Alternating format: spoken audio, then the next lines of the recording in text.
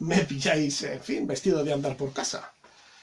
Resulta que la biblioteca de Aragón me ha pedido un libro. Por favor, la silla. Como os decía, me ha pedido que recomiende un libro para este día de San Jorge virtual o día del libro virtual que se quieren. Muy bien, precisamente acaba de llegar el transportista. Encantado de conocerlo, buen hombre. ¡Hala, a vivir la vida!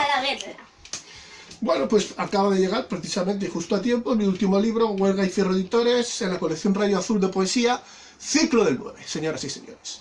Un libro que, como ustedes saben, se fue publicando por fascículos en el año 99, 2000, 2000 algo, y que ahora se puede leer completo, más los prólogos y las partes que estaban inéditas. Lo podrán adquirir en su librería una vez que pase este confinamiento.